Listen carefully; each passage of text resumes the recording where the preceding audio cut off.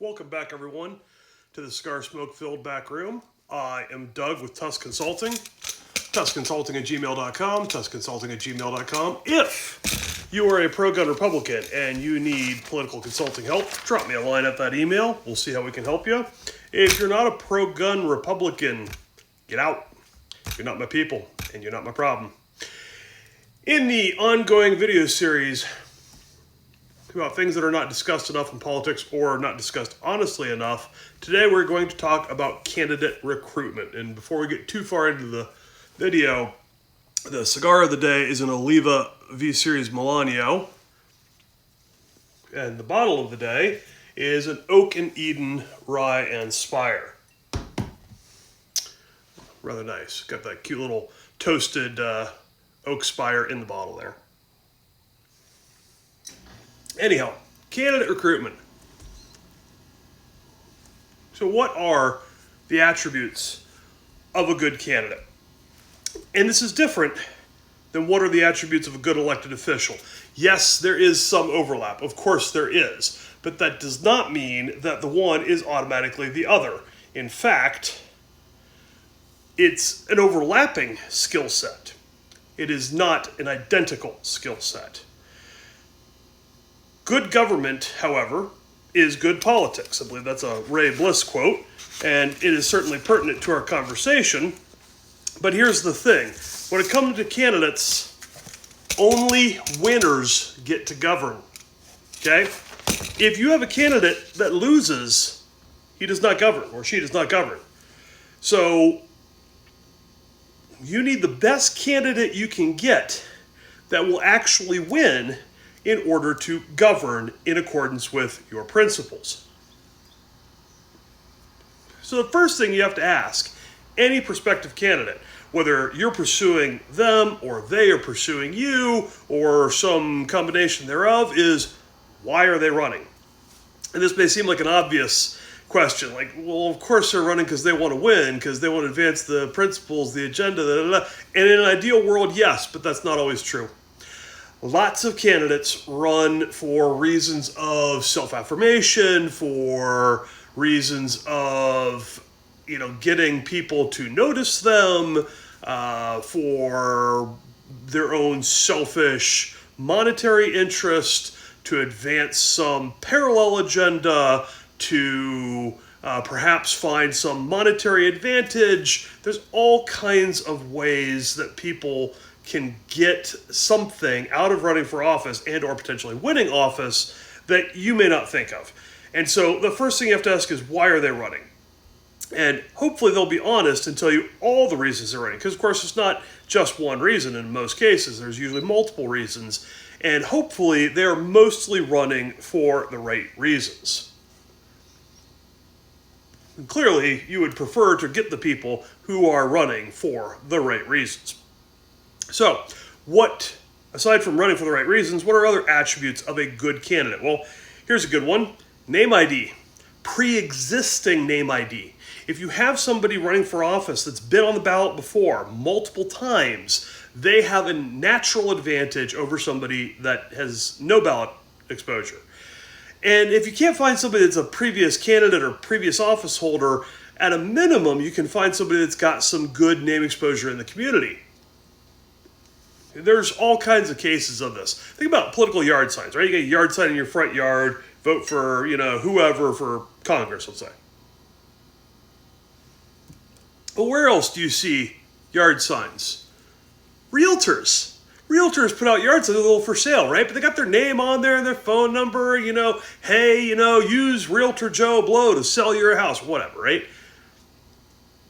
Insurance agents. Insurance agents love to advertise. In fact, I have seen people run for office because they're an insurance agent, didn't necessarily care if they won or lost, they just wanted the exposure, being in the parades and yada yada, to increase the business they got. It happens. It absolutely happens, okay? And so these people are good in terms of they have name exposure that the community is aware of. The name is huge. Huge. The name is a big deal when people are going down the ballot. They look for the name they know. Would it be better if people did their homework and researched the candidates and understood where everybody's? Yes, that would be better. And yes, I want to get there. We're not there, especially at lower levels of politics. Things below congressmen or women. Your local elected officials at the county level on down. Most people don't know what they stand for. They're looking for a name they know. It's just that simple. So give them a name they know. Preferably one that is also running for the right reasons, I might add. What about monetary resources? Obviously, somebody that can self-fund has an advantage over somebody that cannot. But as we discussed in our video on hard money, even a wealthy candidate that can self-fund the race shouldn't self-fund the race. They should still raise money, do fundraisers, because that helps them to make advocates for their candidacy, which are very, very valuable if you want to win. And after all, this isn't about raising money. Money is a tool to win, and winning is a tool to govern, which only winners get to do. So, yes, somebody that can raise good money, helpful. Somebody that has their own money that can put into the race, helpful. But at the end of the day, understand that the ability to get that money or the ability to write that big check is a tool to get to being in a position where they can govern in accordance with our shared pro-gun Republican principles. Another thing that makes for a good candidate, previous governing experience. And yes, I know this gets into the whole insider versus outsider thing, and yes, we did a video on that, but here's the deal. The average member of the public likes proven governing experience, likes voting for somebody that's been in elected office before. Now, you may not feel that way. You may have an all-incumbent suck attitude, and that's totally fine. And there's validity in a lot of cases to that position. But the average member of the public, and if you're watching this video, we ain't average, okay? The average member of the public wants somebody that has been in office before, because they figure, they must not have screwed it up too bad. Maybe they'll be okay for this next step. And so who do you vote for state senator? You vote for somebody who's a state rep.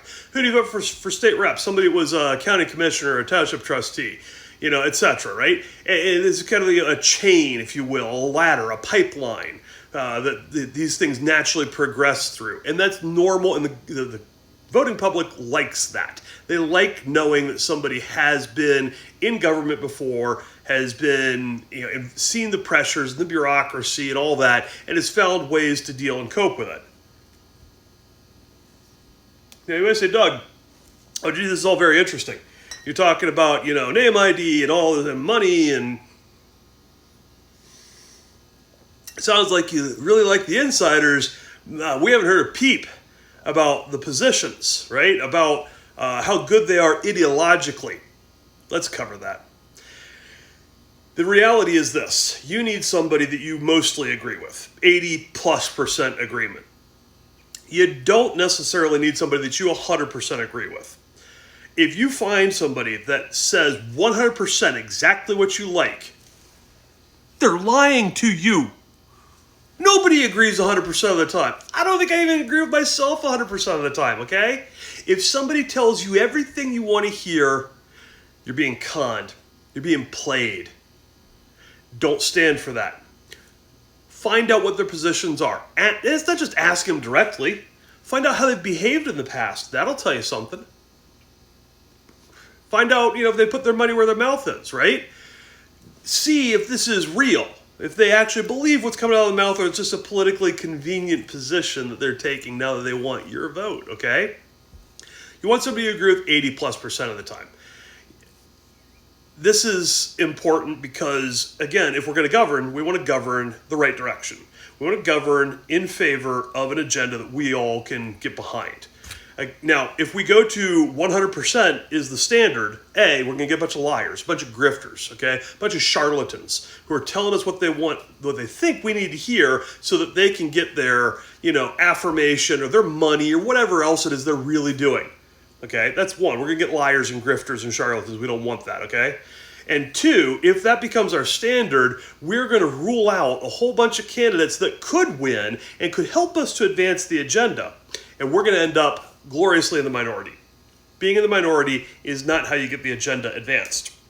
So if you want the pro-gun Republican agenda moving down the field, it may mean that there are times where you get people who are not quite perfect, who are not 100%, who have impurities and things with which you disagree with them. Hopefully they're not major things. Hopefully there's not a bunch of things.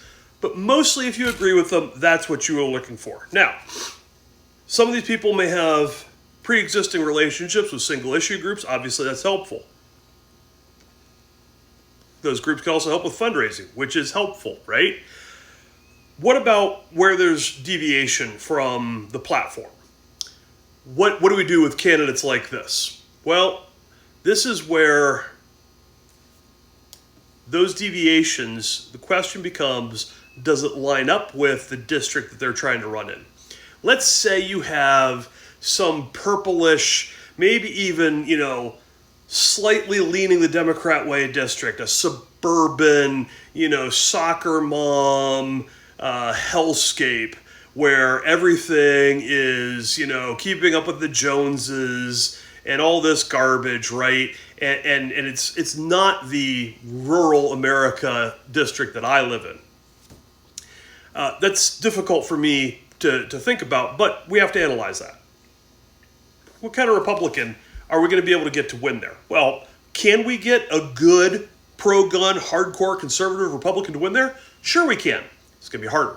It's going to be harder, right?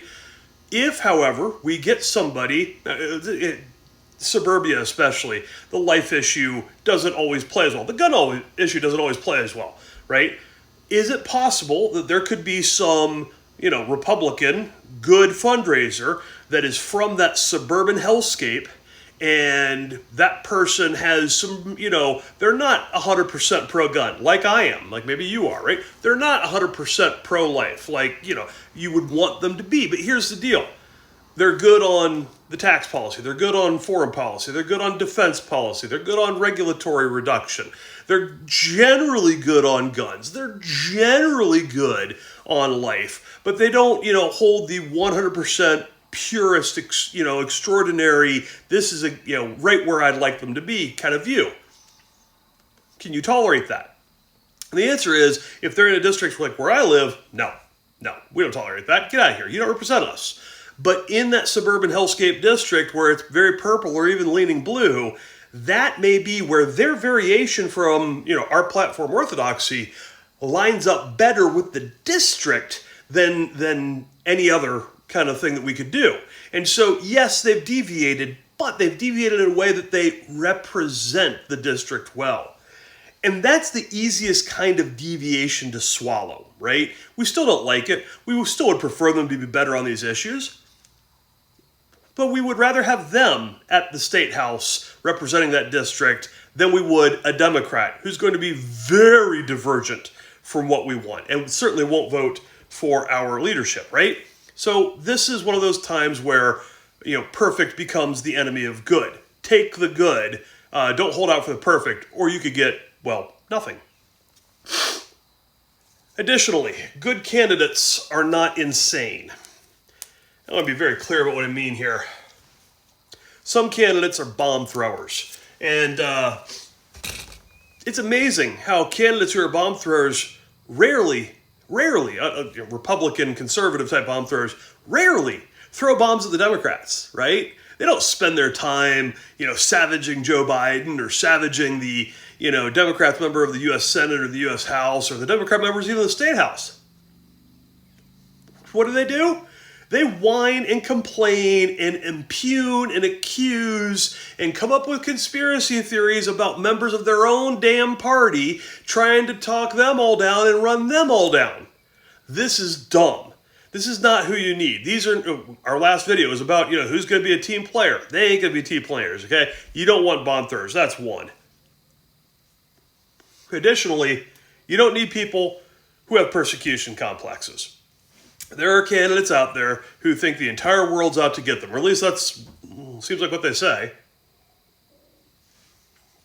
And they are so busy looking for all the boogeymen and trying to construct these elaborate conspiracies against them and so forth that they never get anything positive done. Or they may come out with the occasional press release or, a video standing in front of some government building talking about how great they are. And as soon as the cameras shut off, you know what they do? Nothing constructive. Oh, there's interested party meetings on the legislation that they claim to care about, and they ain't there. It's amazing how some of the people that have these persecution complexes are great at riling people up and accomplish absolutely nothing constructive. Again, that's not helpful. It's not even they're not a team player, they're not even on the field. Or if they are, they're barely, they show up to whine and then they ask to get subbed out. It's stupid. Don't vote for these people. Don't, especially in a primary, that is. Again, I'll take an insane Republican over a sane Democrat, don't get me wrong.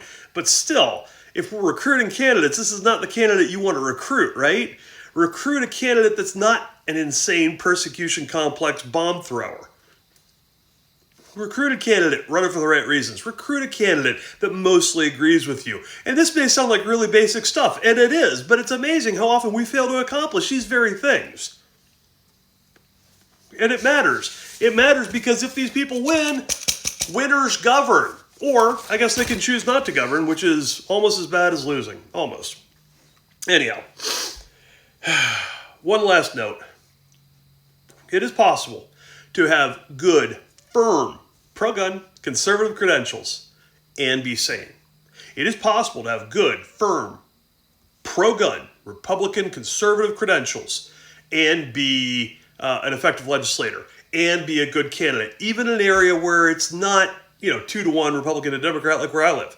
I have seen good, strong, pro-gun conservatives win in Democrat-leaning districts. I've seen it with my own two eyes. It takes work, it takes money, it takes effort, it takes a game plan, but it absolutely can occur. Bear all this in mind when you go out and look for candidates. Find people that have the name they know. Find people that have the money or the ability to raise the money. Find people with prior governing experience. Find people that are sane and normal with whom you mostly agree. If you do all that, you'll get good candidates, and in the end, we'll have better elected officials than we do today. So, in summary, get the best candidate you can that can actually win, that can then govern in accordance with our pro-gun conservative agenda. Again, I'm Doug with Tusk Consulting. Thank you, everybody, for your attention. See you in the next one.